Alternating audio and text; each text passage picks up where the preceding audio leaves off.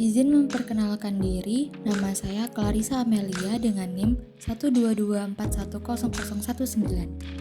Perkenalkan, nama saya Renata Kezao dengan NIM 122410045. Perkenalkan, nama saya Muhammad Zaidan Fatoni dengan NIM 122410053. Perkenalkan, nama saya Metayani Supratesti dengan NIM 122410054. Perkenalkan, nama saya Nazula Mini dengan NIM 1211620 dari Prodi Matematika.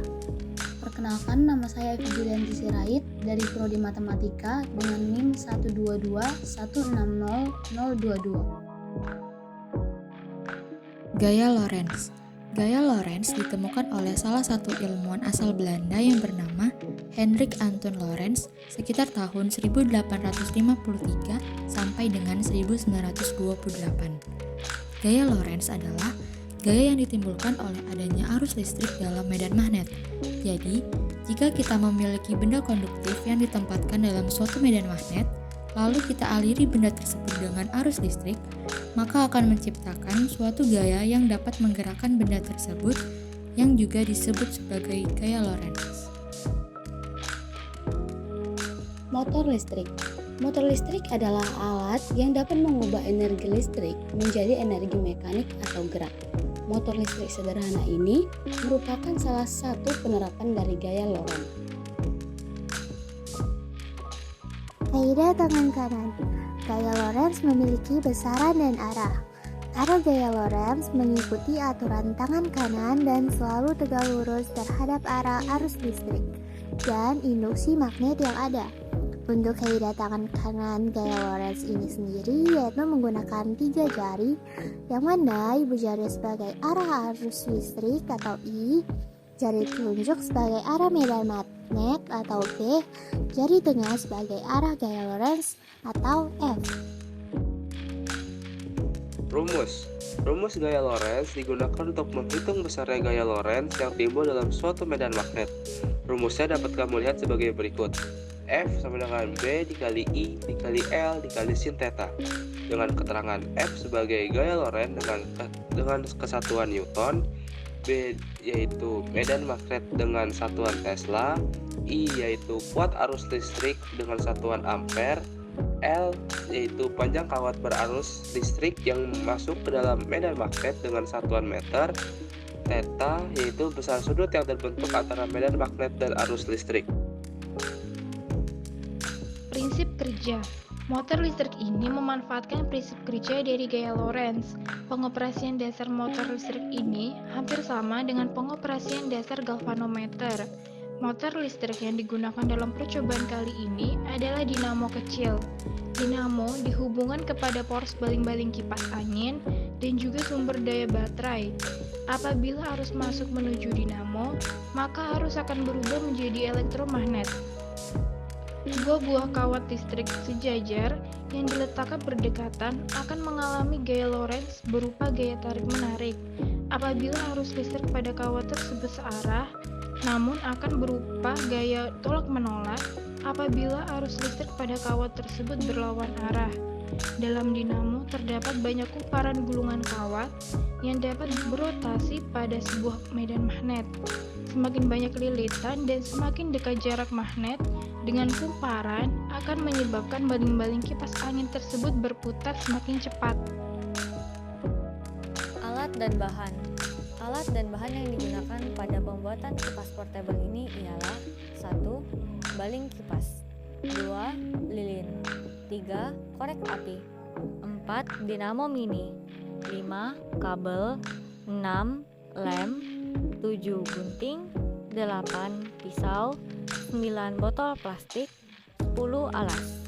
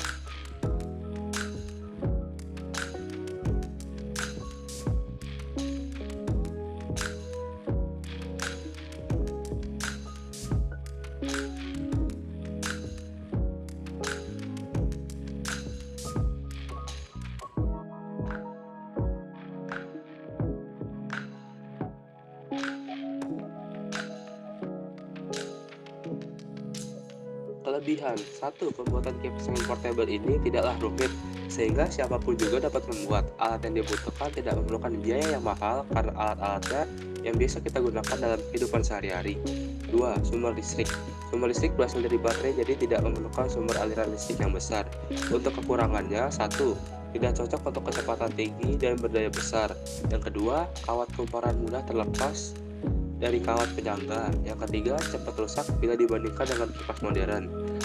Untuk saran pengembangannya, 1. Gunakan baterai dengan daya yang lebih besar. 2. Gunakan kabel yang tidak terlalu besar agar semakin praktis untuk digunakan.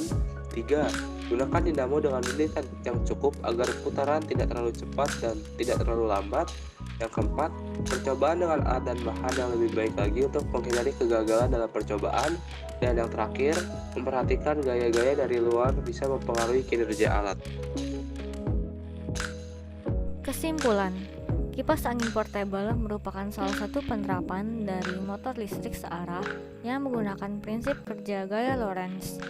Besar gaya Lorentz yang dihasilkan dipengaruhi oleh jumlah lilitan pada kumparan, kuat medan magnet, dan juga jumlah tegangan. Cara kerja kipas angin portable yaitu energi listrik yang diubah menjadi energi gerak melalui motor listrik. Arus listrik akan mengalir menuju lilitan pada kumparan gulungan kawat di dalam dinamo, yang kemudian menyebabkan kumparan gulungan kawat tersebut berotasi pada sebuah medan magnet. Jumlah lilitan dan jarak magnet berpengaruh pada kecepatan putaran angin portable. Semakin banyak jumlah lilitan dan semakin dekat jarak magnet dengan kumparan akan menyebabkan baling-baling kipas angin berputar lebih cepat. Apabila diinginkan hasil kipas angin yang lama, maka dibutuhkan tegangan baterai yang semakin besar pula. Sehingga didapatkan kesimpulan bahwa percobaan kipas angin portable merupakan penerapan dari gaya Lorentz.